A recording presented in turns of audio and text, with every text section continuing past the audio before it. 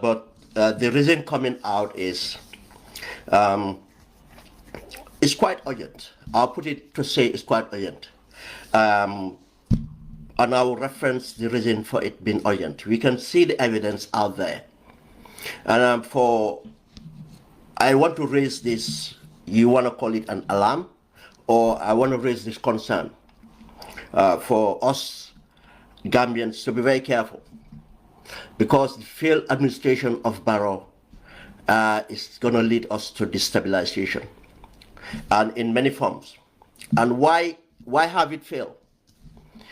For Barrow to insist, finally he have gone through, through processes or rounds of whatever it is, and now he's stuck. He's like in a situation, in a hostage situation, which he have actually put himself to. Now, this is why Barrow is insisting that he's going to run again. Now, if we allow a desperate person who's going to run because of that's where he is safe, he perceives that where he is safe, it means that we are allowing someone who is facing risk to to stay in power. What would that person do? Throughout the time he would be in power, this person would try to secure himself. He would do anything to secure himself, rather than having a person who will be looking forward, because of the person have a legitimate mandate to govern, than someone who have lost a mandate, who have lost a legitimate mandate to govern. I'll put this for example. Some of the problems we see Israel doing right now, because Netanyahu have lost legitimate mandate democratically within the even Zionist movement, that he will face persecution, and if this war did not continue, he would have been persecuted. The reason Donald Trump is throwing everything to return to power, Donald Trump realized that if he is not a president, he's going to prison. The reason Macky Sall did everything to the extent of employing mercenaries, undermining the entire institutions of Senegal, be the social fabric of Senegal, the judiciary of Senegal, the law enforcement in Senegal, to kill that much of Senegalese, to incarcerate, almost 2,000 opposition members. It's because of his safety. And it's proven now. As we always say, that the only guarantee of freedom after presidency is good governance. And that good governance is measured mainly on two things. It's not the progress of infrastructure that you have delivered, no. It's on human rights and corruption. Human rights and corruption, not on the infrastructure. And the proof of this is Judge Weir have not progressed anything in Liberia. That's why he lost the elections. But he's not been helped. Yeah, his government was corrupt, but the corruption is not that outrageous that he cannot find peace after the presidency. And for him, forgoing power gave him freedom. Judge Weir now is flying in and out. You don't even hear about him anymore. But Macky Sall has been confronted by citizens. Macky Sall have lost everything now. He have lost his freedom, and thinking that he can regain the freedom by joining the list, because Senegal is, the electoral system is kind of weird or different. By joining the list to be nominated, to become an MP, technically to be nominated MP, because of they give a proportional percentage, to a party, for the people they nominated on their list to become MPs. Now, for that, I mean, to have that immunity for prosecution as an MP, or joining the campaign, in fact, again, to stop Pastef having the majority necessary in order to be effective and bringing him to trial. This is where Barrow is right now. Or this is where he's been led to. He lacked the courage. It's not because of human rights abuses, it's because of the corruption. As I said, it's either two, human rights and corruption. It's not the human rights abuses. Most of these things would not be considered, one after he left power, if he doesn't continue, But this is where the problem lies. And now for Barrow to stay or to come out to the extent of, this is the reason why he went that much down on the Voice. Because he's scared. It's like the Voice newspaper have just, poke the back of the crocodile. Let me just put it that way.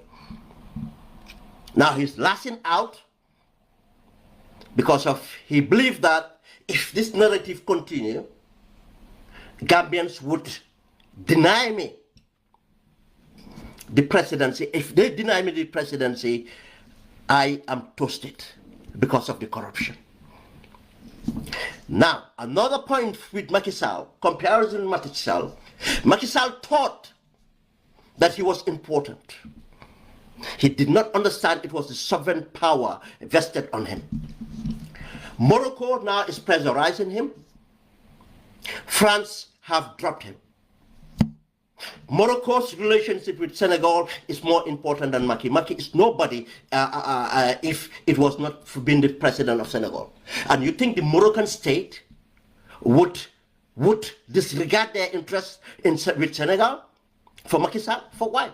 You think the French would disregard their interest with Senegal?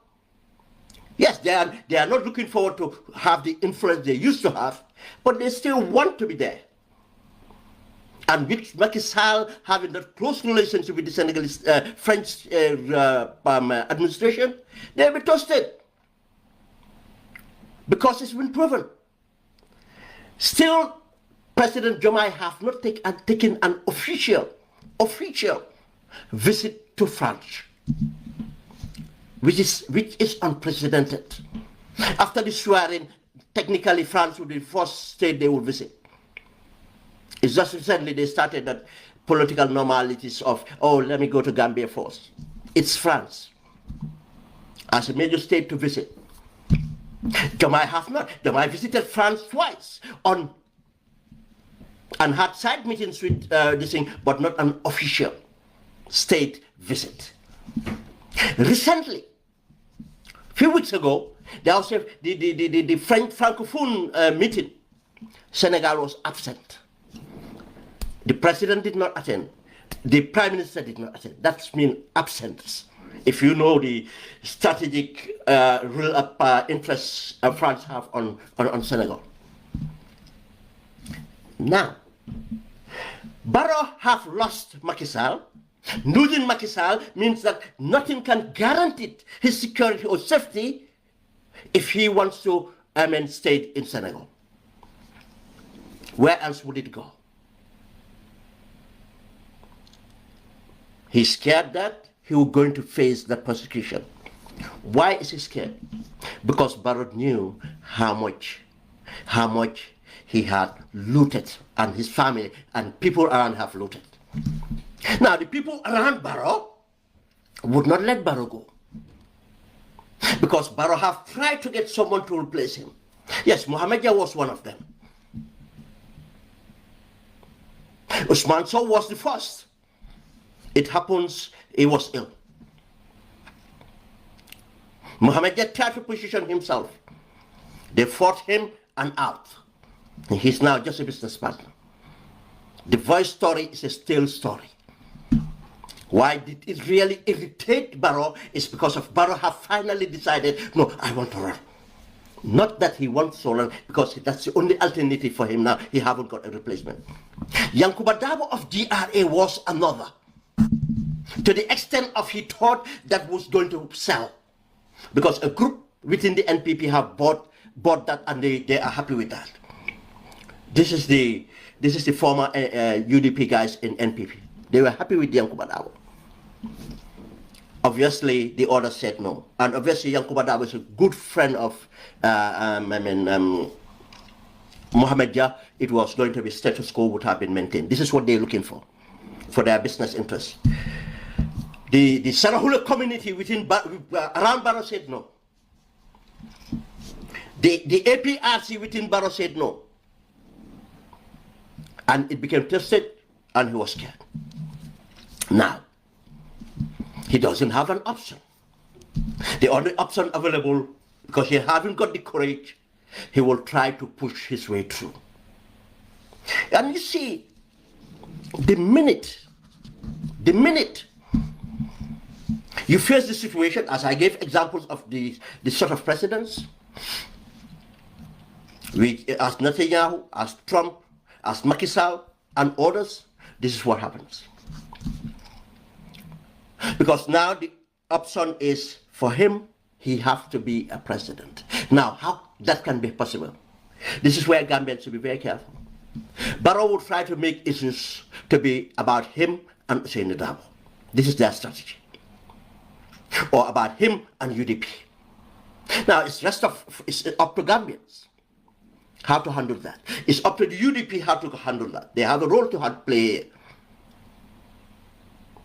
But generally, it's for Gambians to handle this. The situation shouldn't be about UDP and Barrow. Let me put that clear out there early. It should be about Gambia. Nobody determines, no individual or set group determines until you win the support of the majority. That's why we live in a democracy. It's by the people, for the people. Now, he is trying to reduce it to be between him and UDP, and then he can easily paint UDP as a greater evil. This is their strategy. It will be easier for him, and then he can go through. What I am asking conscious Gambians is, let it be about Gambia and Barrow. Because it's Gambia that entrusted him in 2016 to lead, and he has failed. And the evidence are here to be seen. If you ask Gambians whether they were better off, they would say yes, because of the fundamental freedoms. But these fundamental freedoms are being threatened by Barrow. They are not being protected by Barrow. Whoever said that is lying. I said, you are lying. It's not the desire of Barrow that we are free to speak, free to assemble and do what we do. It's a lie. The evidence is out there. It's because of we fought for that freedom, and now it's difficult to push that back. He is trying. He's trying to chip it off. That credit cannot go to Barrow. His desires are not for Gambians to be free. That's not his desires. He would have governed in a way that is very inclusive, but the only people he have around him are people that would allow him to be who he wants to be, not who Gambians want to be. And if anyone wants to use, but you can see that he got Ismail Assise around, or he got Sabal around, and all these people are criticizing him, that's actually proved my point. He knows that those people are not truthful.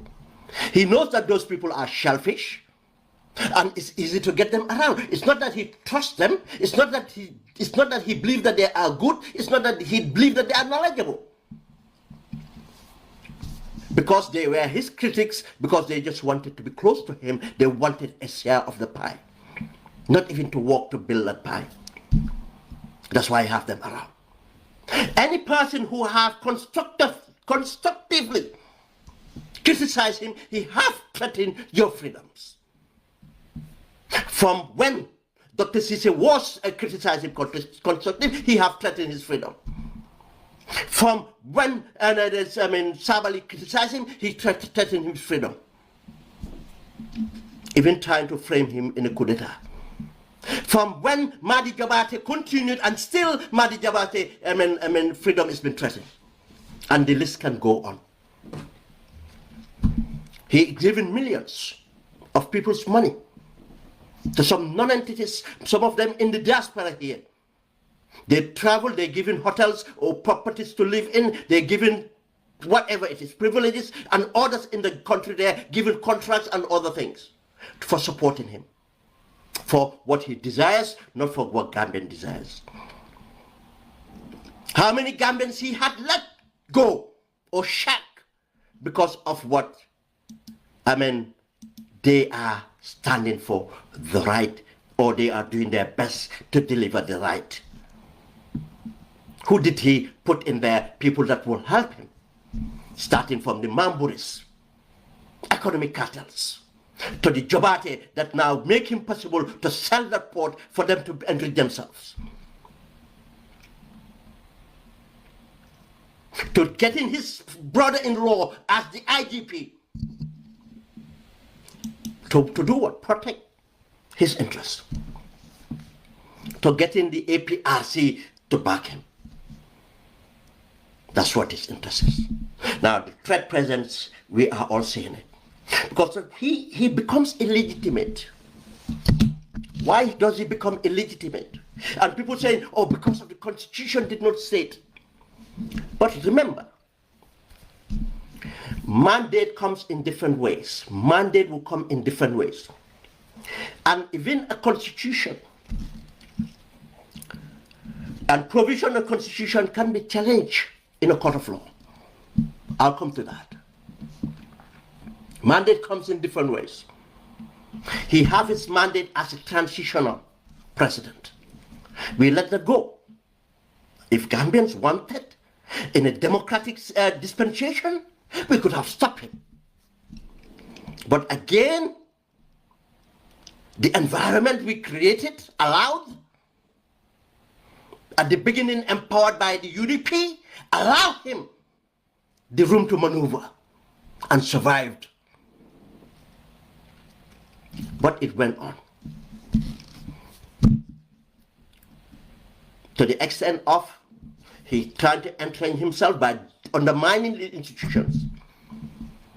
Now he have gripped the process that determines in the electoral process and undermine that. And I said, until we challenge that IEC or in every elections, we are not guaranteed to have a free and fair election or something even near free and fair to determine. The worst form of election fraud happened under Barrow. I keep saying that. And the day Gambians will have the opportunity to examine this election properly, it will be determined. To the extent of numbers where I just pluck and try to make to tally for what they want. Now, if he thinks that he can maintain that, he'll be guaranteed to stay long. Because another thing is he have, and you see the police are continuing recruiting. And go and look at that recruitment right now. Go and look at the recruitment. Exactly what Yajame used to do. They have a list of the people and the background they want to recruit from. In order to entrench him, in order to have those people, to confront any resistance to what Barrow desires.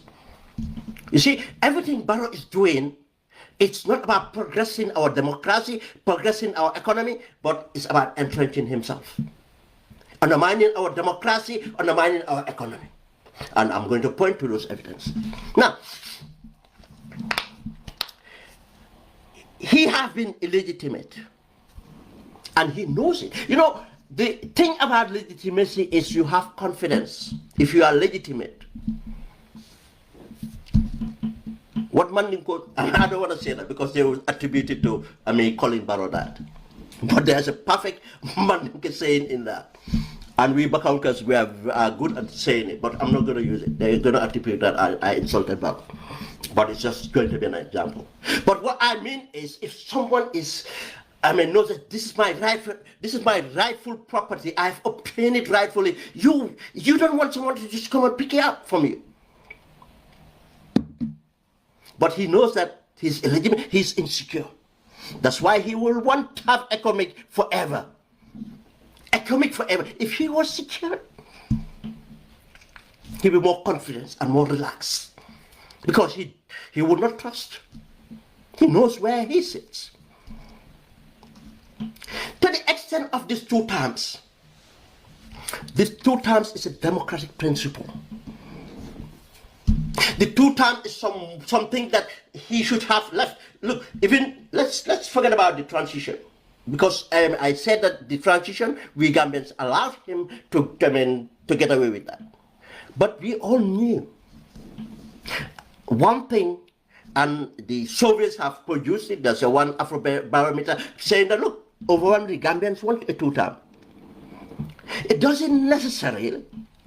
It's very important, necessary, in fact, to be in a constitution, but does not, the lack of it in a constitution does not mean that the spirit of what Gambian people want. Because he deliberately disallow us to have it in a constitution. By undermining the draft that we invested in, we participated in. He deliberately. It's like you have a neighbor. The neighbor went and undermined your fence in order for him to be going in and out of your compound. And the neighbor said that, no, because of you let me, you are complicit for me to get in and out. Because as the executive, he went and undermined the legislature. Are we going to blame the legislature? Or legislators disappointed us? No. He used the power we vested on him to rob us. Now that person, are we going to let him to steal from us? You're going to let the neighbor take things from you? Are you not going to tell him that the reason I have this fence is to stop you trespassing? Are we not going to stop him to say, look, the reason we had that draft constitution is to stop you trespassing? Now we are not going to allow you to trespass because of that you have managed to undermine our fence, our constitution. And he knows that. He have said this several times. I will not allow. When he went past the three race, went into 4th term, the agreement was, we'll make sure we have a constitution. He said it live on TV that nobody would serve more than 2 terms. It's clear. Nobody serves more than 2 terms. It doesn't matter whether it's 1 year. If once you are a president, you have served 2 terms, you cannot be eligible again. If you serve 1 term and leave, you can come back again to serve. But just, we understand that. But this, he undermines it. He knows that he's not eligible. But it's for us Gambians to make that point. But he doesn't want to make that point with Gambians. He is making the point about UDP. That is UDP who doesn't want to allow him. And the UDP doesn't have right for my internal party politics. We are the ones determining. Now they're going to go in a campaign to say that they gathered signatures to approve him to be their candidate. NPP doesn't own that country. It's that for Gambians to determine. And if he had failed, if he had succeeded, and what's the measure of success? We define that. If Gambians say that, oh, the Barrow administration is a success, what is a success? How are we going to measure that? How are we going to judge that? Because of the mandate we gave him. How did he become a president, and what do you wanted from him? Because we came out from a dictatorship. All the things we don't want with the dictatorship, we said we are going to ratify and correct. And one of that is a term limit. Time limit. That's why we wanted a transition to correct these things. Time limit. If we allow Barrow to run, we are trusted. I can tell you we'll be destabilized. I'll come to that. It's the time limit. Self-perpetuation and power. It's about corruption. These are the two major things. It's about dignity of Gambians, our human rights. For the manifesto, 2016 manifesto, go and look at the fundamental freedoms that we put forward. And the next is about, to reforms and economic stability. That priority. Did he deliver that? No, absolutely. Now the democratization, we are here. After 2 terms now, he's saying, oh no, he have to redo things. Why? Because he have failed. Why did he fail? Because of he was corrupt, absolutely corrupt, and was only concentrating on himself and people around him rather than Gambia. That's why he failed. Now he has to stay in power to save himself and the people around him. Now, if we Gambians allow the people around Barrow to determine, then we are twisted. As I said, if we allow him to run, it is just going to go downhill even worse. Anything Barrow does now will be double. I can tell you he will try to, the human rights abuses will come through it and everything. He will get away with it. Now, let's look at this. Let me try to get this, the transition failed and the realities now we live in. And the reason we talk about 2 terms, I said this before, it's in a developing democracy or developing countries is good. And that's the reason America has it. Just imagine if America did not have a 2 term. How would that would happen? Because if you understand how democracy evolved in America, you understand that. If you understand how democracy evolved in the United Kingdom, you'll understand why we don't have a 2 term. In fact, now, if you talk about 2 terms in the UK, people will look at you other way. Because our democracy has developed in a way that, or evolved in a way that we want to change a prime minister. We can change we changed about 3 prime ministers within a time. We don't have a problem of taking out the prime minister. Our parliamentary-based system works well. We can impeach them, we can bring them up, and they will have no choice, and they will have to go. They resign.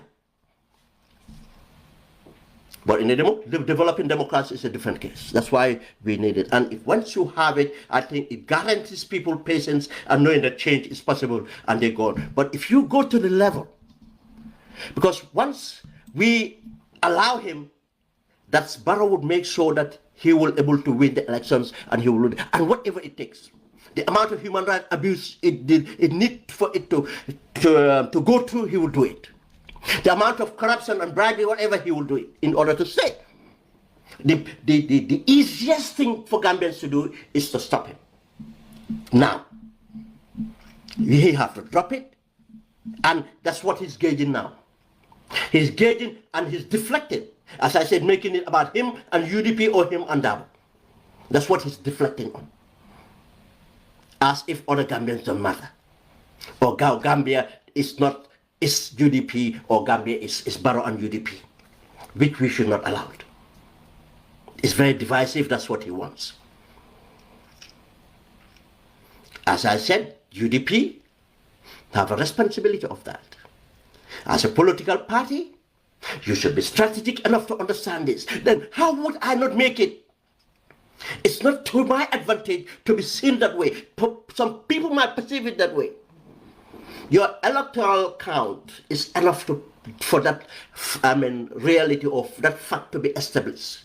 You don't want that perception to be used to alienate you again from broadening your base and alienate you so that you'll be isolated and the forces of the state will come after you. You see, this is what Macky Sall was doing with Pastef. This is what strategy Macky Sall was doing with Pastef. Oh, Pastef is a troublemaker. Pastef is this. Pastef is that. because of he feels that the rest of the other political party would not matter if it's only them. Because Pastef shows the determination and ready to sacrifice to stop him. Now Pastef will be ultimate enemy. And let Senegalese all see Pastef as the troublemaker, it's not me. And even Macky Sall was even confident for it to come out as all political parties are the same, all politicians are the same. But I am the better one. I've brought infrastructure development. This is what he was trying to bring. Now this is the situation Barrow is trying to develop. Barrow political expediency have just encouraged the corruption to a length that we have never seen. Corruption in Jawara government was one thing. Corruption in Jammeh was another thing. But I can tell you today, we are seeing the evidence, but I can tell you we don't even know how far it reached until Gambians consciously think about it well. You don't even need Barrow to go. As a Gambian, you should just think about it very well. In these 7 years, what happened to us? What are our assets? What do we own anymore? What have we progressed? That's why he wants to say, oh, we have roads, we have bridges. That's what we are trying to point to you. But that's not the measure for our development.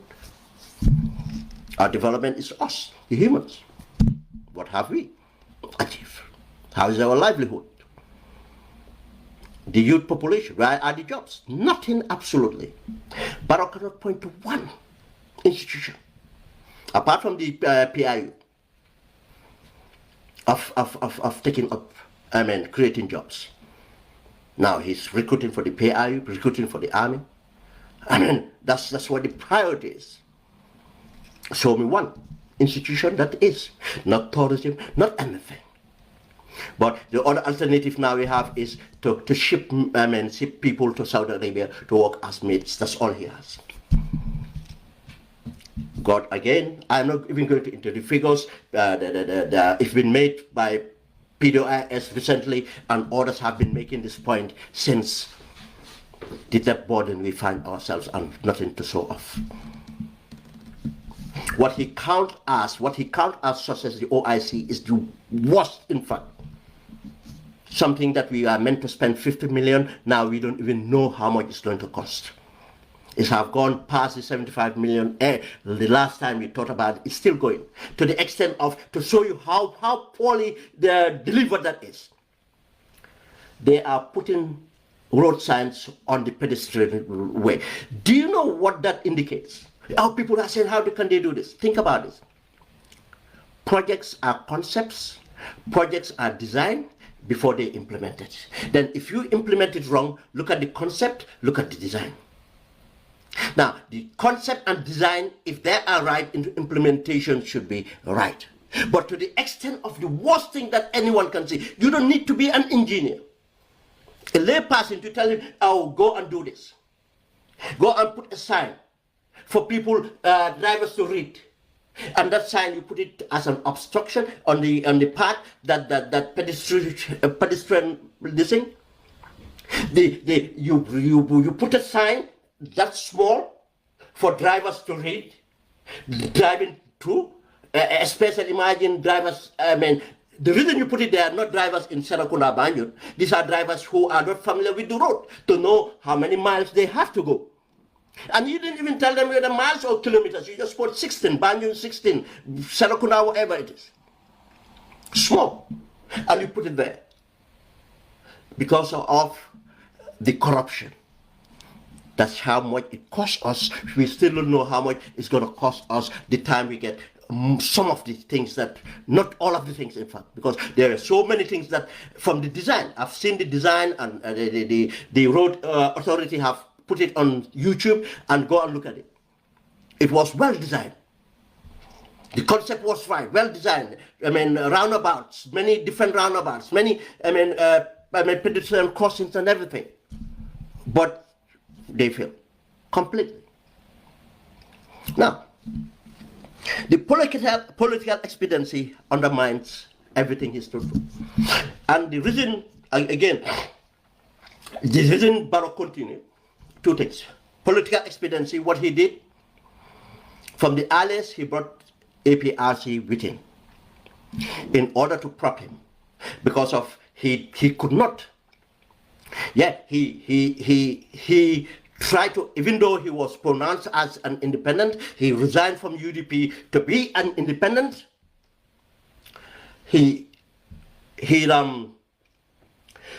the UDP, he went and betrayed the 3-year agreement with the UDP blessing. Political expediency. Now, without the UDP, tells you not only UDP supported him, this is what he wanted. Because of now, he not only about the 3 years, now he wanted that he have guaranteed now to have a one full term against the desires of Gambians that would we agree on. He want another term. You see, because of why Barrow wanted another term. I'll tell you one thing about Barrow. Barrow doesn't like, Barrow only, Barrow doesn't have a desire to govern, because he doesn't have a vision. He doesn't have an aspirations to see things done by his influence. What Barrow has is how much wealth I can accumulate from the beginning, from Dakar. When he joined the impasse, Barrow started to think. That's when he realized UDP did not know that. We tried to tell them. Barrow desires. This guy is already gone. Be careful. It's the wealth. They're coming to see him, and envelopes are coming.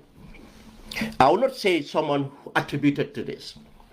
Someone told me recently that he's close to certain senior politician. And that senior politicians at the beginning, during the impasse or just after the impasse, said to him, we are in trouble. And he asked the senior politicians, why are we in trouble? That senior politician said to him that for a president to be taking envelopes, the president did not take suitcases, we are in trouble. This person will take anything to sell us. Some other people might hear this from this, but I just have to say that way. I'm not going to call the senior politician that made this statement. I had this from someone recent, very recent, that politician had this observation, said we're in trouble.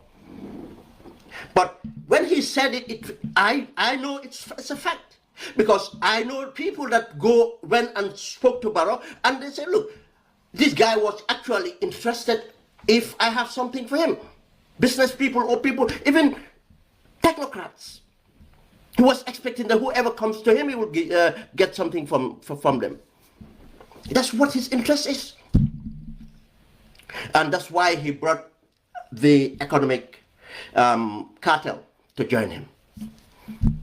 The earliest possible time Barrow has was to bring Mamboure Njie.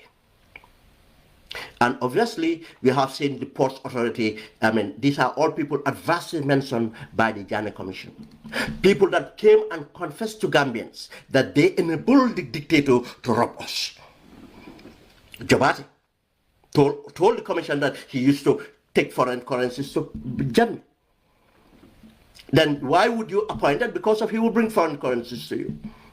The reason he kept Yankuba Dabo as GRA is because of Yankuba Dabo is doing for him what he used to do for Barrow. For Janneh. Now, this political expediency, one, our democracy become undermined. He got the NIA, the APRC to join him. He doesn't care about democracy or anything because they will insulate him, and obviously the election fraud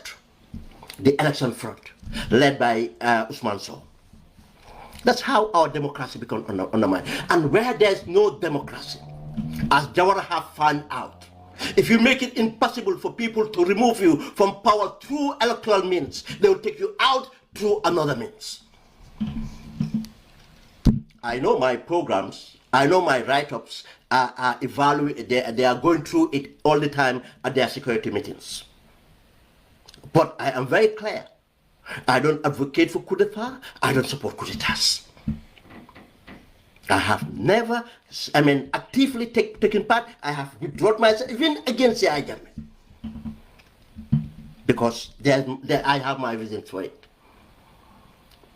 I have my reason for it. It is for the people to determine change. There's no sort of group of people that should seize the will of the people. That's why I support democracy.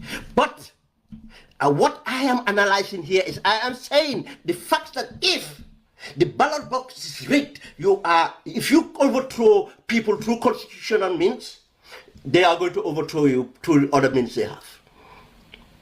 And that's why I said that if we allow this to continue, allow him to continue, allow him to rig elections, this is what we're going to have. And it's not best for us. The best is for Gambians to organize ourselves. And if we organize ourselves, I can tell you, Barrow would dare not even challenge us. And we can go through elections, and the best or who Gambian desires would govern us. There's no single person that would be in a position of power, be in an institution, but be the president, that I support because of that I have a personal interest in them. No. No. That's why I don't even bother the party that wins would be party that we hold accountable. But it's the Gambians to determine that. I do my bit. When he did this, he undermined the democracy, what left? Corruption. This is because this is what he wanted. He doesn't care about development. It's about corruption. What have Barrow developed in 7 years? Go and look at the debt burden. What industry, anything, did he introduce anything to us? Just as, I don't want to, distracted to get into, explain it, what we went through. We all know that. Let's just focus here to Barrow. Now, in order, what we have now is corruption, incompetency, exclusiveness, and exclusivityness, and which is marginalization and unsustainability. That's what we have. And the evidence are here in the economy. People are talking about the dollar. Some people are saying it's almost 1 to 90. But go and look at the index of our export. Do we export anything more than before? Did we introduce new exports? No, absolutely. He doesn't have the time. He doesn't have the people that think that way. He put in place people that will help him loot us. Let me just give an example. Recently, Nyang Jai was pointing at things that we used to export, things that we can still export if we invest in those productive sectors. We used to export cotton. We still have the soil, we still have the people, we still have the water. All we need to invest in it to revive it, and cotton is still in demand. If in our agriculture, even groundnuts, some people will know what burkus is. I don't know. I think Mandinkas call it burkus as well. But it's the better, it's the more oily kind of this thing, and kind of a more clear, more kind of, better this thing, quality. Because that's what that's what they put in chocolates and other things. It's cost, it's got a better price in the world markets. And other thing, we used to export the hides on cattle hide leather. We used to export that. I know for that because even when the industry fell in '95, I was in the Gambia because I used to sell to the boat. I forgot how they call again. Cattle huts. When we go to the Aboko butcher, this thing, we used to sell them to it. That's another export. There are so many other exports. Today, Gambia is still struggling, talking of expecting less than 300,000 tourists. Less than 300,000 tourists. Morocco is expecting 14,000. Ghana is expecting going to probably, 14 million. Ghana are going into the millions. Cape Verde are going into the millions. Cape Verde, we started tourism before them. Obviously, the dictatorship, but we could have revived it. We are not improving. And most of these tourists they count in is us Gambians who would have to visit our country. We are not going there as tourists. But they are counting us as visitors. They count it as tourists. We still cannot even get to 500,000 tourists. He said, oh, we are going to get around 200 and something thousand. We all know what happened to the industry. Because who had it before? And what did he do with it? Ahmad Ba. Political expediency, he would not. The corruption, how many ecologists gone? What part of the economy? What part of the economy? What did he introduce? Nothing. Things he inherited, he is failing on them. Gum Petroleum. Gum Petroleum under Yaya obviously makes profit, and him and Yaya and the Lebanese guy. What's the Lebanese guy again? Mohammed Basi, they used to share the profits. After Yaya, the Gum Petroleum was paying dividend over 200 million. And that dividend technically is been paid to Gambians because it was paid, Basi, thank you. It was paid to Social Security, it was paid to Gambia Ports, it was paid to GNPC. Technically, everything was ours. Gum Petroleum is gone bankrupt.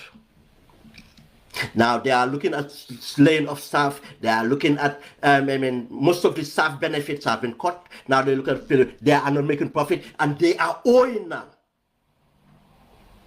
They are owing now. They have mortgaged part of the company to pay some of the debts they incur. A company that was making over 200 million dividend. And guess who guess who was responsible for that? Barrow. Because as I said here before, when I came out to talk about the Russian cartel with Barrow, Barrow, it became clear now. It's at the parliament. But now, if you look at parliament now, the central bank coming out to say, oh, I don't want to be. Why the central bank don't want to be transparent? We all seen the evidence, the tax. How much tax they avoided. The dirty fuel. And some of that fuel, cause of the problems in Narek. How many millions? The cartel, they ruined, they took over an industry and ruined it. But they make profit for themselves. This is what we wanted. Dividend we used to have from Gum Petroleum. Look at Gumtel. And let me tell you this. This is a strategy Barrow and his cartel have created. They will run things down and they will buy it. And Gum Petroleum, they will sell it to they will end up taking it from shareholders and they will sell it to one of their cartel members. And don't be surprised if it becomes Mohammed Jah. Don't be surprised if it becomes Mohammed Jah. That's why Barrow too doesn't want Mohammed Jah name to be this thing. Why is Mohammed Jah building a house for him? This is the first major contract Mohammed Jah taking to build a house for the president. You think it's free? He's paying for it the other way. Gum Petroleum. Gumtel. They have run Gumtel down. Now, with Gumtel assets, it's not only the real estate they have. Remember, there's fiber optic throughout the Gambia. That's an asset. But so that they can justify selling Gumtel for nothing, and don't be surprised if it becomes Mohammed Jah. You see how they're playing games? Or companies are connected to them. And who gets money? Barrow and the people around him. Gumtel is gone. Now, Narek, now they're trying to get the water aside. They're trying to privatize the water aside. Again, when they privatize that, I am telling you here, watch out the company that is going to take it and the people they're going to employ. I'm not going to name now, but the present MD, he's brought in for that. And the present MD's wife would be the one of them that's going to lead that company that's going to buy the water division. It's a cartel. And next minute will be the electric side. There's already a South African company not South African company, an organization in town doing a survey. They're going to prepare it. They have run Nawek down and it's going to be sold cheap and will be privatized. Who gets money from it? Barrow and the people around him. You see what this guy is doing? That's why I said his failure, administrative failure, is a risk to us. Now, they're doing that with Gamta. Megabank. I am following. Megabank, they try to sell Megabank to Wage. You all know Wage, the Senegalese guy? The Senegalese guy that Barrow said that he bought him a car, that four-wheel drive he was driving before the elections. Wage wanted to buy it. And this was one of the reasons behind the sacking of that top central bank, Bakari Jammeh, I think, and others. This was one of it, to get them out, because they kind of have a problem with it. And I can remember when it happened, information was when Barrow in fact invited Bakari. Bakari said to him, "Sir, I don't think, Kalulu Wage, thank you, it wasn't right." Guess what they did? They got Boasedi. For the information to Boasedi was one of the people, the UDP guys within NPP. Alaji contest. This guy was their first candidate to replace Barrow, the Boasedi at Central Bank. Boa kind of chicken out, and they got that they went for Yankuba Dawo because they were playing tribe about it.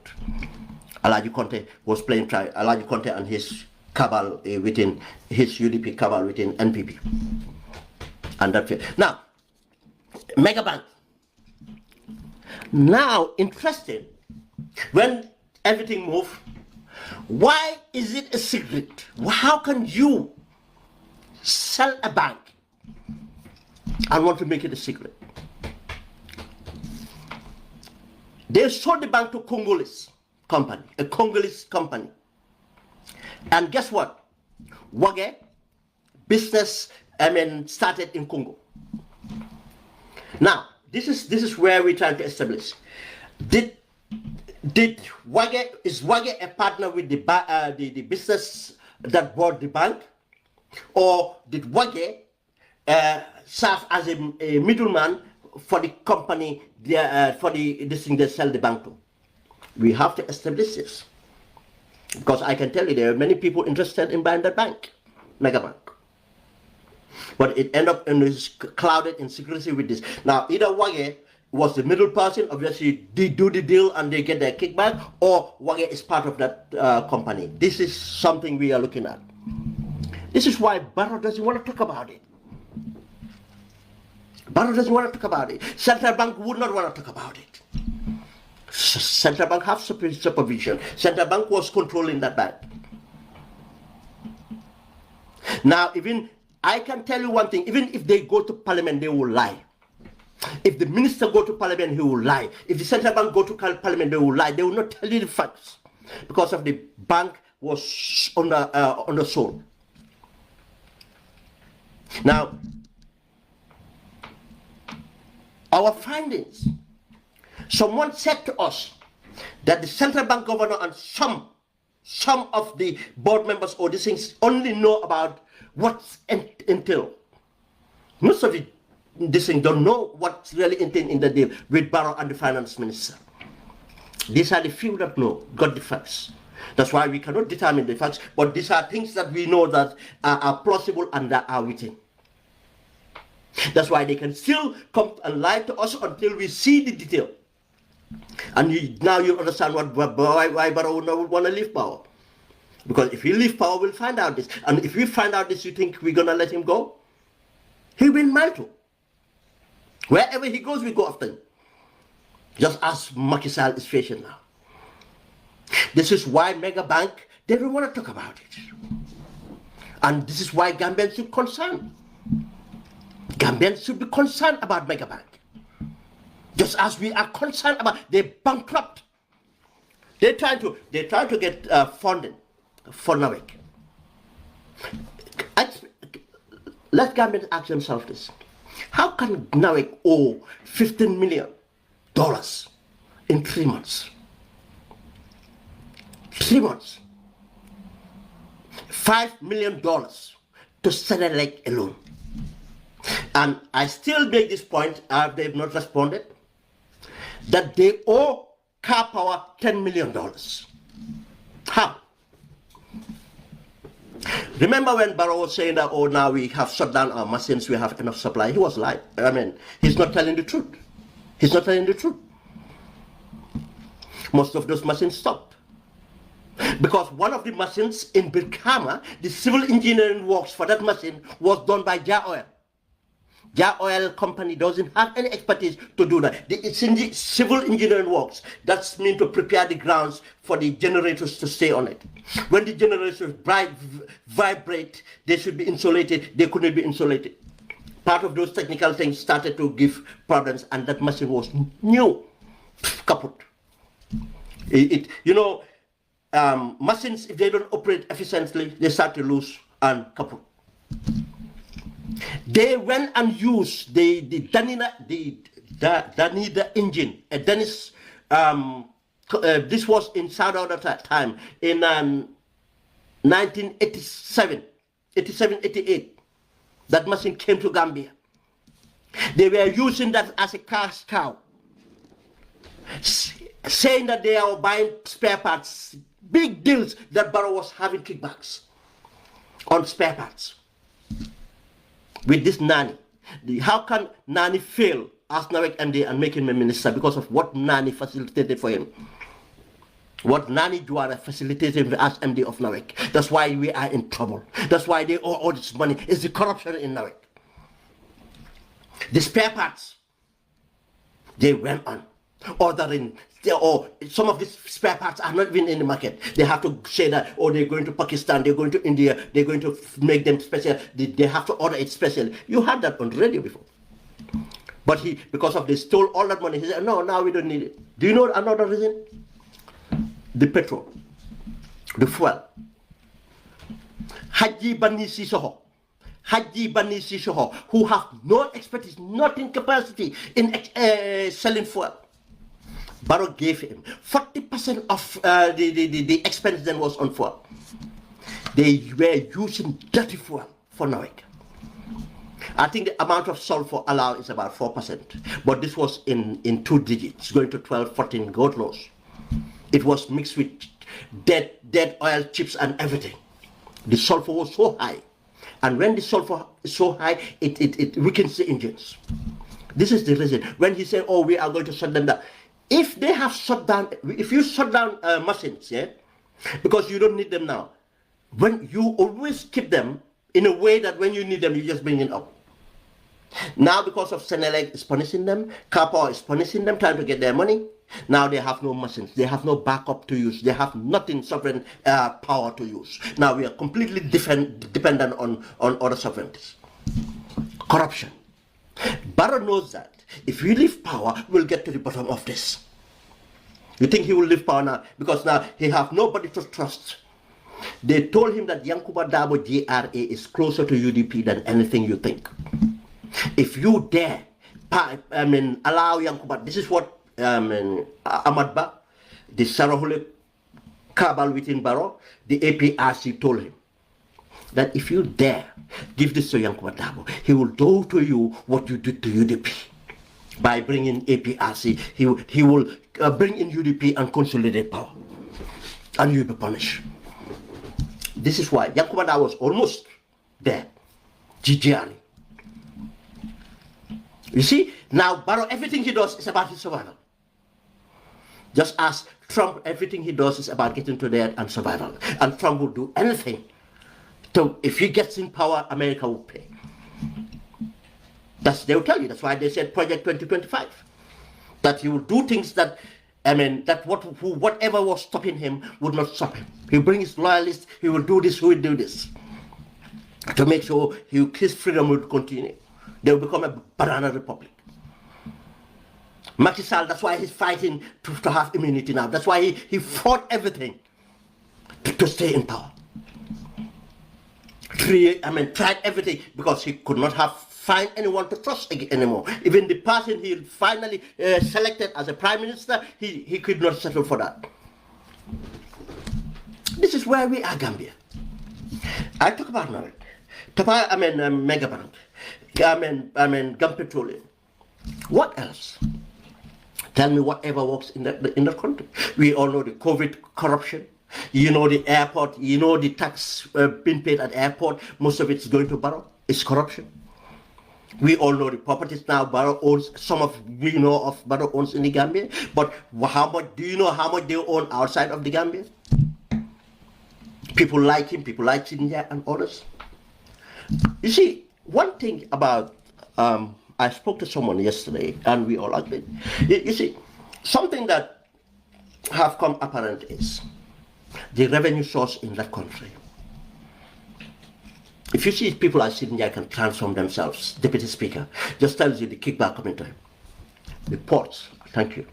I was the ports authority. You realize that Barrow run down the ports due corruption, because the amount of corruption Barrow practiced at the ports with the MD and others. Now he have his nephew as the deputy MD, but he's gonna go up because the Turkish are taking over. The ports run it down completely. Now hand over the ports to the Turkish. The first lady now have properties in Turkey from the kickbacks. Yes, Sidney have part of the kickbacks, and obviously, some of the other officers will have part of the kickbacks. Silla have part of the kickbacks. They give the revenue stream, saying the company is going to invest. Imagine the revenue that comes to ports. Why can't we run it? He deliberately put people who are incompetent. He deliberately put people who are corrupt. We all heard about the corruption going on. He doesn't care. Nobody will be prosecuted. Because if you have to prosecute them, you will get to the top. And if you get to the top, you get to Barrow. Now the port is gone. Saying, oh, they're going to build a second port in 6 years. But you give them all the revenue that's coming. All they're doing is efficiency, savings and everything, and get the money out. And when I said they're controlling the revenue stream, some people will not get that, is they will determine in the contract to say that this is how much we spend in operations. And that will make them to continue to justify their expenditure in order to cook more profit. And they cannot get the entire human resource. The most strategic will be Turkish. Why? Go and look at Senegal. They have Dubai ports. They have other, not only Dubai, other, but Senegalese are running the ports. But not in our case. Just as you see the bridge, they sold the bridge. Anything these people do would be to rob us. Look at how they rob us with the Banyu project. You see that nonsense again. With all the money they spend in the Banyu project, that road, that small road between connecting, we have to get Hadim Guy there. You see, he's playing with us, justified. Why Hadim Guy have to do it? Why not nobody else? They justify it. It's all about kickbacks. There's no single project that these people have designed and delivered that is done competently. It's all about kickbacks. Today, that's where we are. We have seen the evidence here. But we have the evidence again. The which I don't want to even call a draft constitution because it's not a draft constitution. A draft constitution has to be done by an independent committee. The executive cannot draft a constitution. What Barrow draft is not a constitution. Executive draft a legislation, but not a constitution. Constitution is by the people, for the people. The laws. Bro, nga ba lang your life here? Now look. Okay. The draft. Go and look at the draft. Everything is. That's why if anybody tells you to support that draft, then that person is mistaken. We should not even entertain it. First, if something is not done procedurally, why? These things should be judiciously done. Why we even entertain it? You telling me that something is already wrong, and you're going to entertain it? Oh, let's take it to Parliament. Why?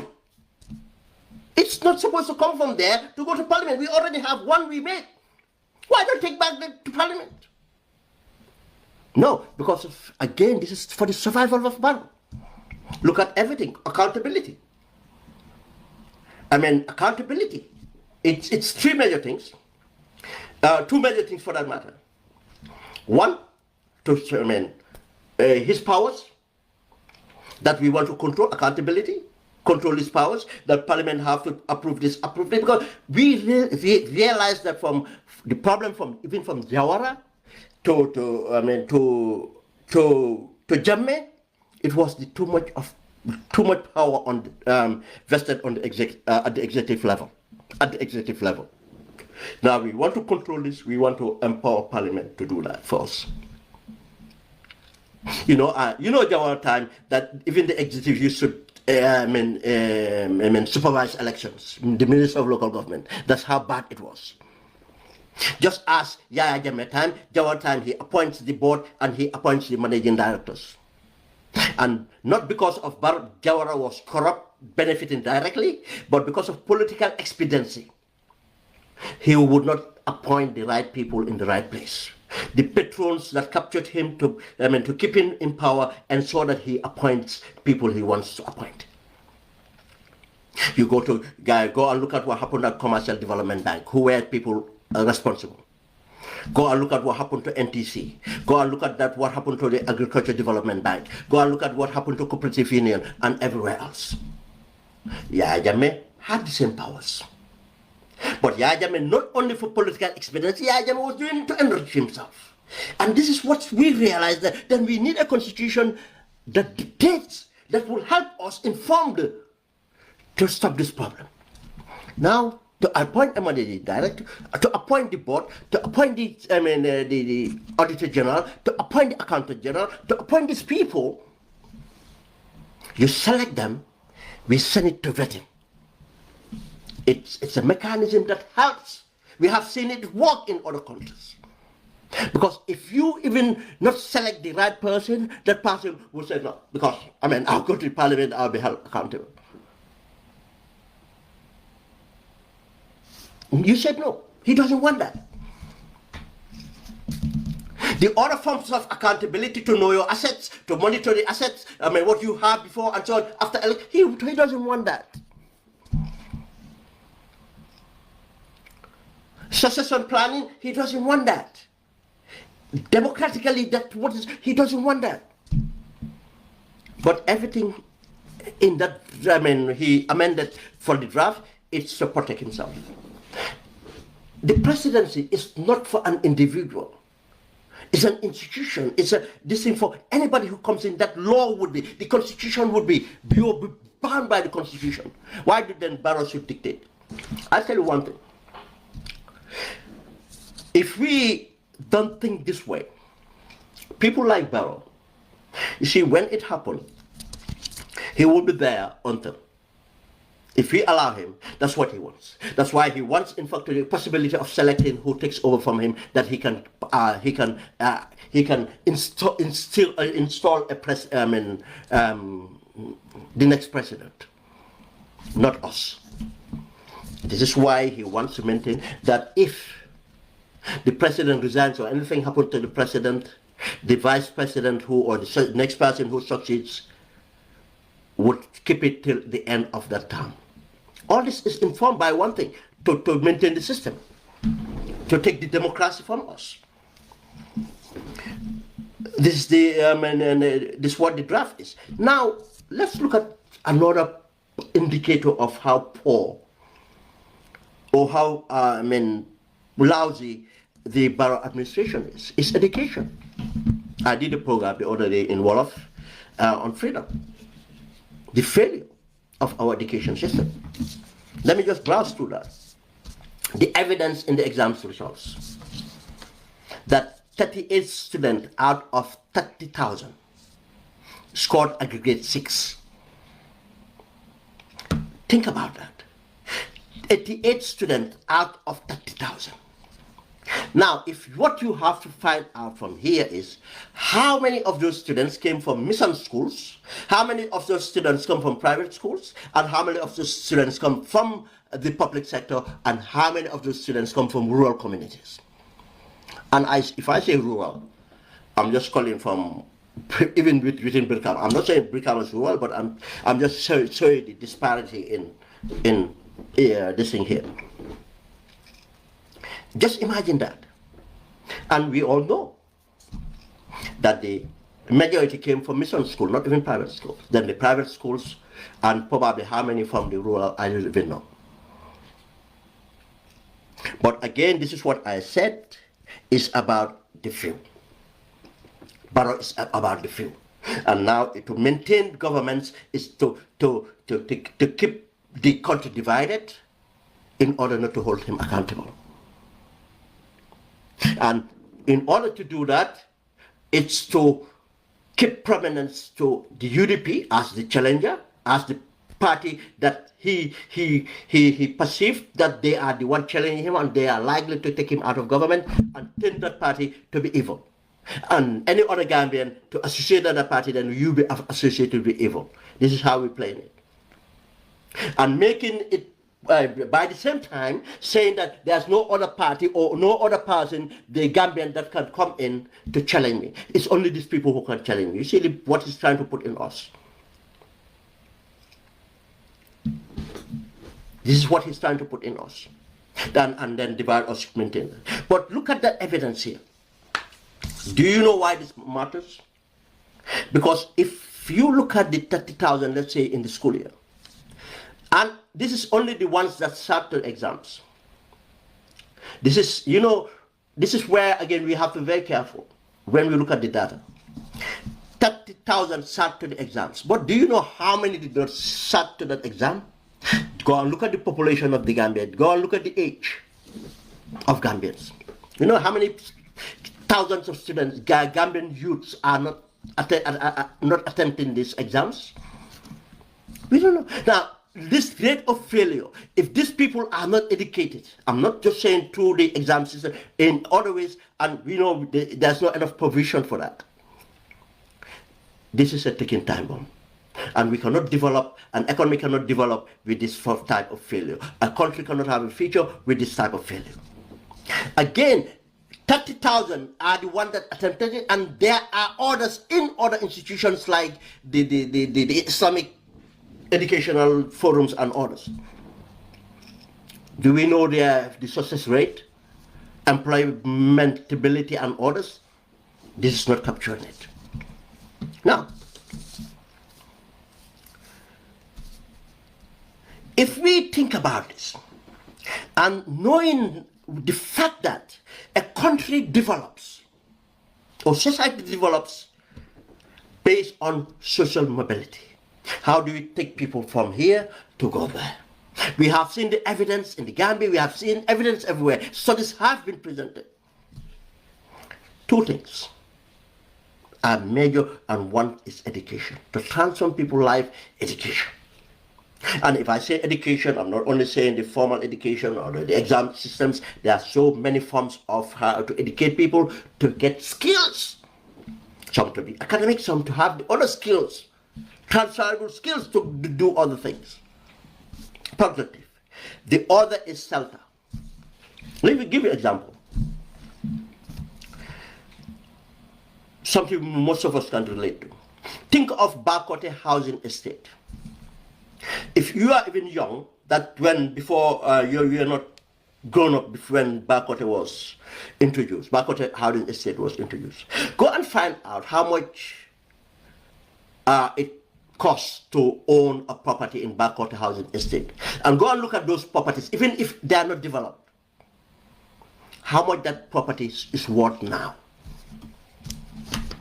Even it was not developed. Let's say even the house that was there was even bulldozed. How much that land worth now?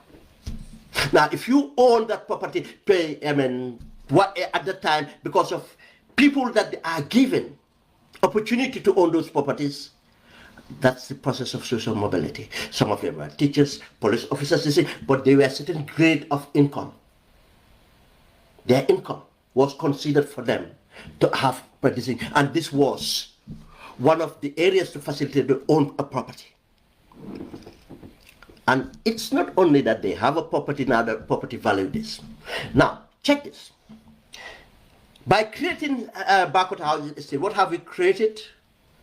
You have created a community, a selected community, and almost everybody, or almost all two parents. Most of them are two parents, or are some of educated, or they have certain capitals. They have more than an average Gambian, because again, it's selective. So your income. But this thing comes in, and if you look at the income, these things, education would come into it.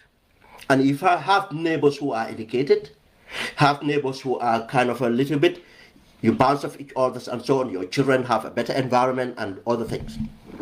And if you look at the sample of Bakote housing estate and look at the percentage of today, the children that came off from that estate compared to other these things, how well off they did.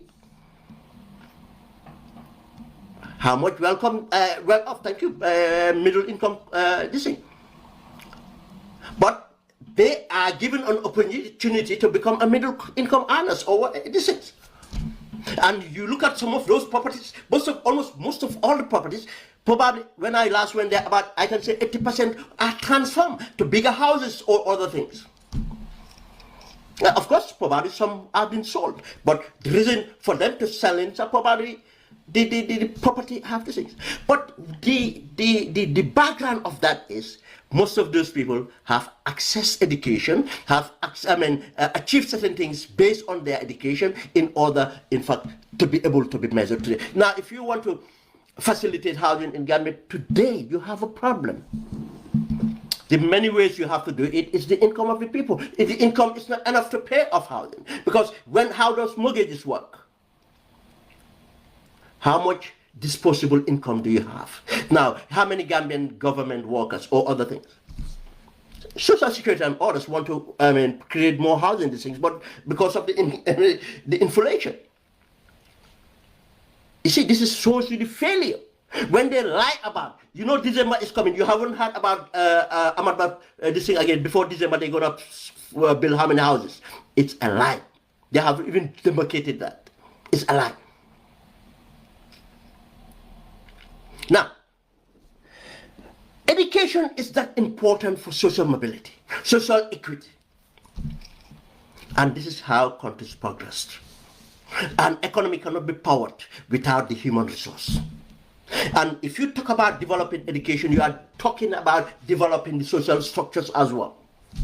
Because if you look at the indexes from the World Bank and anything about education, improvement of education, they tell you the things they need to address. The failures. If you look at in the gender or whatever measures you take, it's about society. Then if you have a comprehensive approach in developing, transforming education, the social factors have to be carried with it. Solution to those problems have to be this thing. Access to education, then the quality of that education. The quality of that education, what determines that how much it's relevant to the present economy and the future economy we want to build on. This is how countries transform themselves. There's no country Go and look at the development for middle, whatever income is. Go and look at Southeast Asia. Go and look at every other country. Go and look at the developed countries. And when economic stagnates in developing countries, in fact, they look at, do we have? Why do you think Europe now are struggling? Because of part of their education and needs have failed. Now they're importing. There's no this of important the skilled workers, nurses, doctors, engineers. Tech these things. Why do you think India today? Let's give an example of India. India, the Bangalore project. India was exporting doctors and everything, but the minute they looked at it and see where the future is here, they invested. They invested. Today they control. Go to America, come to here, get anywhere you go. Even when the Chinese, and 20 years ago, Chinese had to have a bilateral where they get Indians to go and teach in China. Today, that's why you see the inventions, how they, tech this thing is. Now, this government have completely failed to transform this. It's getting worse because it's not a priority. Why is it not a priority? For them, it doesn't affect them. There's no senior government officer, especially them politicians, that have a child attending a public school. When Barrow came in, what did he first do? Take all his children to the American school. Take his son who was in secondary school to America. Go and look at all of them now. Even sitting there, they're all in private schools. Now you see the tier system. Go and look at the proliferation of private schools in the Gambia. Go and look at it. You see in the transformation in Rwanda, when this is what you say progress. When they reform the education system, the private school closed. Because people don't want to go and pay that much. Private schools were closing in Rwanda. Because do you know where that comes from? It's from Singapore. What Rwanda is doing is not new. Go and look at the template, it's from Singapore. Singapore is the country that people run to work for the public sector, avoiding the private sector because of the guarantees you have in the public sector. Why can't we? This is how we should think. But look at all the challenges with the educational system. Recently, the results were delayed and they come out. You see, when this government say everything, don't take it, don't accept it, question it. We all know a few years ago we had the same problem why the West Africa Examination Council would not release the results because of payment. And I can tell you most likely, this is the same reason again. Results are not accessible due to not pay. The other thing, the school maintenance fund, something that have captured in a budget. This government failed to dispose out the school maintenance fund for this time. When schools are opening, chalks, books, furniture, a lot of things they need to do for children to learn in the public sector, they said no. But they have the money to take non-entities. It's not an insult. People have no relevance to what the mission is about, who are non-entities in that mission, the Dusanos, the Lamin Chams and others, taking them, flying them over to relevant things. The president going on holiday, they're taking project vehicles and everything because they're going for a fanfare. They can do that. They can fuel things, they can do it. But for the children's education, they don't care. They are not going to pay those funds. There are teachers on contract who have not been paid for 3 months. Because they say there's no money. But they have money to recruit more soldiers. They have money to recruit more police officers. But they have no money for the schools. You see their priorities? And what they take care of? We are failing there. Now, to show you about political expediency again, how can we develop this economy?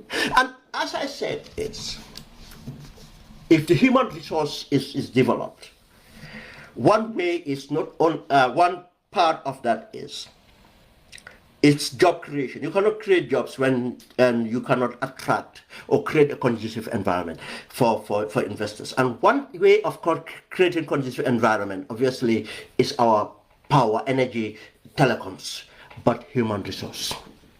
If we have the power, energy, telecoms right, the human resource, company will relocate. The Gambia, as an English speaking, the Gambia as a refined, we are refined. I'll tell you why we are refined. I'll come to that. But Gambia as an English speaking, Gambians as refined people, Gambia our location to Europe, to America, major economies. I tell you, many jobs would have been transferred to the Gambia. Gambia. It's not that for things to be consumed in the Gambia, but services that will be needed. Do you know today there are English speaking or other countries taking jobs to Senegal because of what? The human resource there, and most of those jobs are done in English. We could have benefited in that. Then jobs will be created. I mean, the economy will grow based on companies relocating in the Gambia to manufacture, to do other things. You cannot attract these things when you don't have the human resource. It makes more convenient if, they can have the required skills. The other thing is, even if you produce surplus, it's exportable. You export them. And that's where the refinements come in. Now, let's say today, if you train doctors in the Gambia, send them to the NHS here, they're easily fitted. Because if it comes to culture, all these things, Gambians are, it will not be, we easily adapt to systems and with people. We don't hold certain fundamental ideas or practices that deprive us from mingling on this. No. We easily integrate and do our stuff and so on. That's why wherever you go in the international community, Gambians are at the top of it. Gambians are at the top of it. The United Nations, the private sector, be it everywhere else. We are at the top of it. Because we are refined. We could have exported. The main export for Cuba, it's not mineral resources, it's human capital. It's intellectual property. Research, the hepatitis, there are so many medical things are licensed in Spain. They are not Spain origin, they are Cuban origin. They sold the intellectual properties to pharmacists in Spain and they introduced them. And why Spain? You know, the tropical or whatever this markets, that's why hepatitis and so many these things, that's what they do. Even with COVID, when people are bringing vaccines, they came out with a vaccine. And there are many countries that depends with healthcare workers. And we know that probably it's because of the embargo, if not even, they will have more highly qualified to work anywhere else. And imagine why we could have produced so many. But you expect the failure rate in secondary schools and expect to have this in schools? No, it's not going to work. Let's look at this example again. In all this, if we did not give the priority to basic and secondary education, look at their draft constitution. What they call a draft constitution. They took out the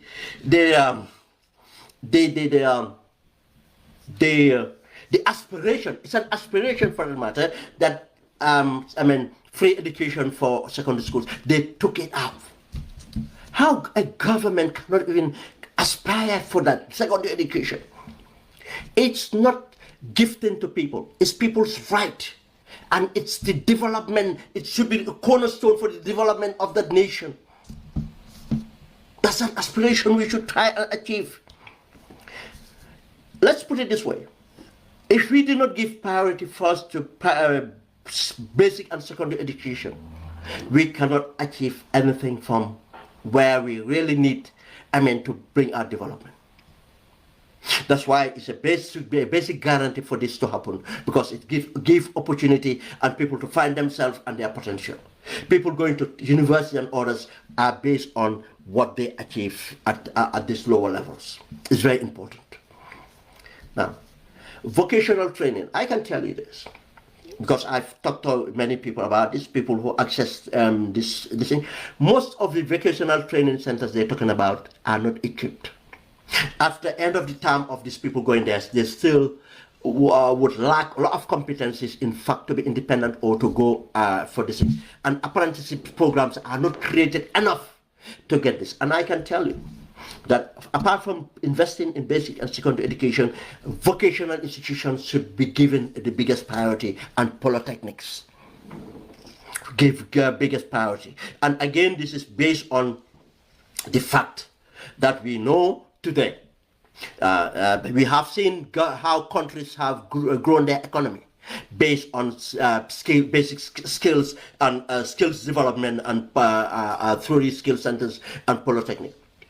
Again, let me just brush on this. Go and look at the transformation of Turkey, the Republic of Turkey, through polytechnics institutions and changing all these classical universities to polytechnics. But again, go and find out that many universities in the United Kingdom here were polytechnics. Many universities today were polytechnics, from Wolverhampton to not universities, many of them. And guess what? When they made the mistake of transforming most of these polytechnics to universities, after 1 decade they realized something: skill shortage. Skill shortage.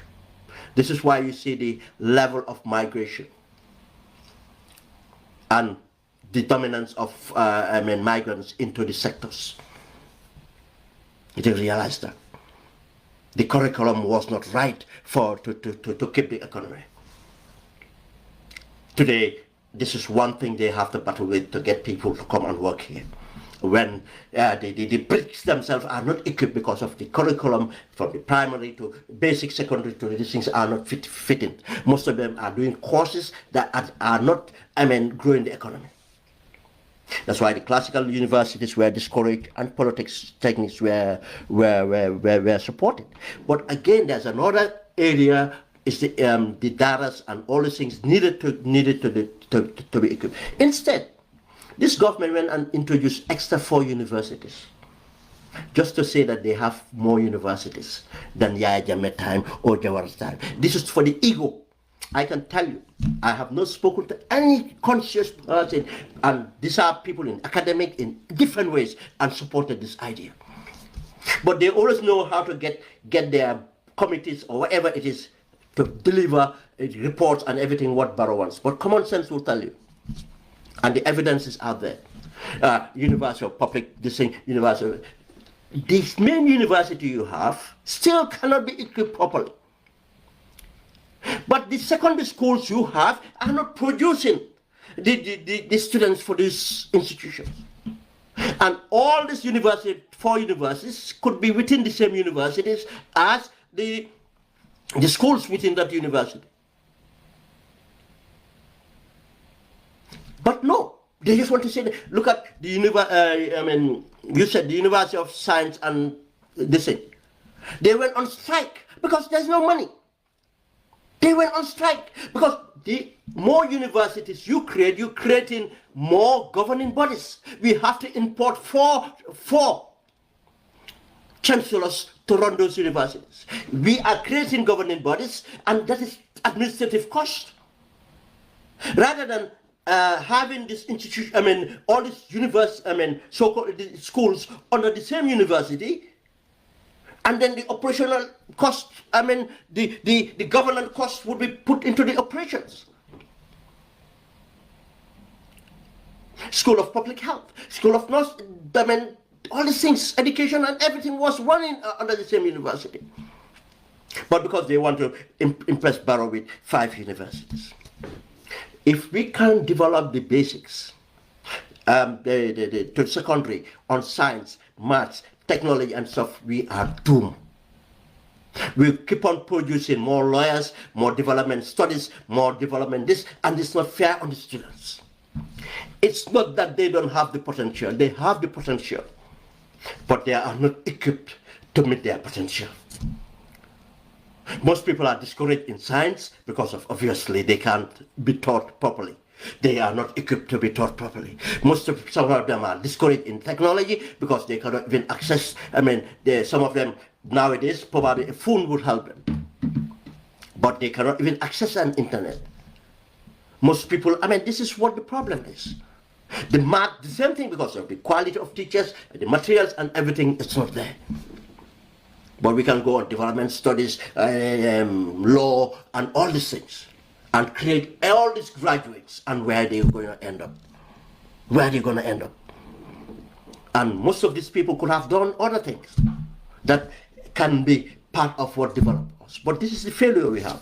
But as I said, I didn't want to keep it long. It's gone longer. I have people waiting for me. But let me just say here, all we talk about here is, in order to rectify this, it's not about talking alone. Talking is part of the process. And identifying the problems. Yes, some of the problems we are facing, we are living and everything, but some of them needed to be talked about a little bit more. And to understand what these people are creating. They are trying to divide us. They're trying to distract us. This is what they're doing. With everything that happens in the country, you think, oh, something would have happened now. But I can tell you one thing. You see, they think that they can deflect. They can, give it, let's put this, once something happened, let's put this about UDP, let's put this about this, and distract them, they'll forget about it. We don't forget. It's part of this theory of what, the straw that breaks the camel's back. One small thing will come up, they say, oh, just this. No, that is not that's the catalyst, but that's not the only reason Gambians rise up. And we should not allow to get to that. You see, this, what Mandinka say, you see, this is what happened. If you look at Egypt, when it happened in Egypt, people think that, oh, because one student was brutalized. No. Because of when the dictator came, Hosni Mubarak, with this secularist kind of mechanism, he oppressed, but oppressed in a way that people thought that he have managed to stabilize the country. They said, oh, at least he have stabilized the country. He's a dictator, but he have stabilized the country. He kept the Coptic Christians, he kept the conservative Christians, or non-conservative Christian this way. He kept the Muslims, liberal Muslims this way. He went against the Islamists. He went this, he went that. He kept it that way. He brought the army to control the economy, brought the army to do this, but it was not sustainable. Everything, suppressed in one way or the other, and it took one student being brutalized and it erupted, and that's where they were. In Tunisia, it's the same thing. Or economic performance of Tunisia, the tourism is going this, but it was not addressing the poverty in. Or it takes one, chap to set himself alight. They said, no. That's always more. And this was have been happening in Gambia. Certain things were rumbling before 1994, corruptions here, there, other things, and it ended up in 1994. And the dictator have done everything. We have seen how he brutalized and everything, but Gambians keep coming out to challenge him. Until 30th December was a kind of awakening for some Gambians. Some of us were not surprised that Gambians will leave their comfort in the Europe, America, and other places and sacrifice to come and take him on. And the dictator even realized. And when the dictator realized, two things happened that many Gambians did not know, that the dictator was ruffled. That's when he came out to say he gave amnesty to people in the prisons. He tried to kind of open a valve for things to this. We started to see the first lady then, Zainab Jammeh, starting to interact with Gambians, my charity, my this thing, my this, going to the beach, clean the beach nonsense. They were ruffled. But because of throughout the 22 years of dictatorship, he was challenged by people in uniforms, by politicians, especially the UDP. by activists, by students, in many ways. Gambians do resist. But don't say that Gambians. But I tell you what, one thing is, it's not wise to wait for that. Is we have the space. You see, we have the democracy now. We have the space.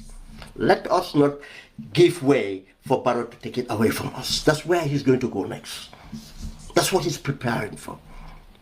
That's why he's dividing us this way, to make it an issue between him and UDP, him and Dabo. It's not that. This is our country. It's gone. You see, the progress we anticipate, emphasize. I support Pastif. I support the new government of Senegal. But I cannot guarantee where it's going to end. But we hope, and yes, there's hope. I mean, something there to show this way to go. If they stay on course, Gambia would go down economically so much, and that's going to be destructive for us, because we are there now, and it's going to get worse with Barrow in charge. That's why I said it's a risk. I mean, no time, but I can tell you the geopolitics. There are so many rumblings in Africa now, West Africa for that matter. We have seen the change of governments happening. We have seen how rattled Guinea-Bissau is, how rattled Sierra Leone is, how rattled, and the mighty one is Nigeria. Nigeria can go down any minute. Even, I tell you, as I said, I don't advocate for coup d'etats, but I can tell you, even with a mature general coming in, might be better for Nigeria to stabilize them. Because the way Nigeria is right now, it might, go into civil war. There's nothing worse than a civil war, especially now in Nigeria. It's brewing up. But always these generals know how to hold things back. It's not something we desire, probably bring it back again, whatever it is. But if Nigeria goes even to coup d'etat, we are in trouble, because it's sending the message. Let's watch Bissau. Let's watch Sierra Leone. We know that Ivory Coast is not doing better. The guy is trying to stay again. And he's not even well, he's old. This is what they create. They will not know how to go. Just as Cameroon today, probably he's dead or not even dead, people don't know. And next minute, don't be surprised, the army will come and seize it. And that might be better for them. Because of there's no succession planning, because the entire system is corrupt. He cannot even get someone to succeed him. He's dying and refusing to this thing. This is the situation we have in Gambia. And Barrow is not well. I tell you that. That's why he wants a hospital at the State House. He's ready to stay as much as possible just to avoid mile 2. But it's that for Gambians to deal with. The situation of this economy is not going to get better on the Barrow. It's going to get worse because of now corruption is just look, there's so much coming from the coming out from the councils, local government commission. But I can tell you, apart from selective justice, I cannot see Barrow deliver the justice in there. He can't. Because if he has to deliver the justice, what about all the audit reports? Where are all the other corruption? It's done. He cannot do it. The hosts have bolted for him on fighting corruption, because he's the most corrupt person. He can be selective. And I can tell you, if those people even change their loyalty for political listening to him, they will be spared. That's what it is about. That's the presidents are here, we can see. But then it's up to us Gambians. And if I say Gambians, I'm not only talking about political parties. And you see, once we tend to leave things with politicians alone, it's not going to be done. The most effective thing is civil society have to be very active.